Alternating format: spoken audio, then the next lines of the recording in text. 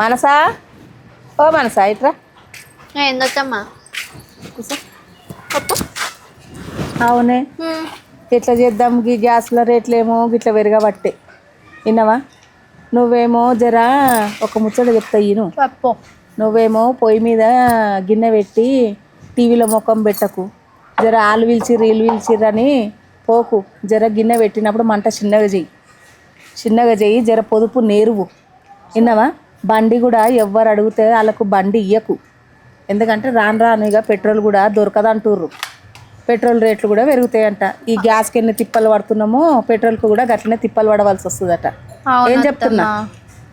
అవునత్తమ్మా, నిజమే. పెట్రోల్ ధరలు కూడా పెరుగుతాయంట. పెరుగుతాయి అని చెప్పి వాళ్ళు కనుక గిన్నె ఎండలో పెట్టి అన్నం వండినట్టు నువ్వు కూడా అన్నమో షాయో తెచ్చి ఎండలో పెట్టి వండే పిచ్చి లెక్కలు చెయ్యకు, పిచ్చి పనులు చెయ్యకు. సరే అత్తమ్మా, మరి ఉగాది ఎట్లా చేసుకుందాం? ఎట్లా చేసుడేందే, ఎప్పుడు ఎట్లా చేస్తామో అట్లా చేద్దాం. ఇన్నొద్దులు కనీసం ఇంటికి పోతే ఛాయ్ అన్న పెట్టిద్దురు. గీ గ్యాస్ రేట్లు గిట్ల పెరిగి గ్యాసులు దొరకకపోతే రేపు బయట పోయి ఛాయ్ తాగుదామన్నా కానీ దొరికేటట్టు లేదే. ఏడనో యుద్ధాలు జరిగితే జనాల మీద పడుడేందే దాని ప్రభావం అంతా. అవునత్తమ్మా, ముళ్ళొచ్చి అరటాకు మీద పడ్డట్టు ఎక్కడ కొట్లాటలు జరిగినా జనాల బ్రతుకు తెరువు మీద పడుతుంది. ఒక సామాన్యుడు ఎట్లా బ్రతుకుతాడు అత్తమ్మా?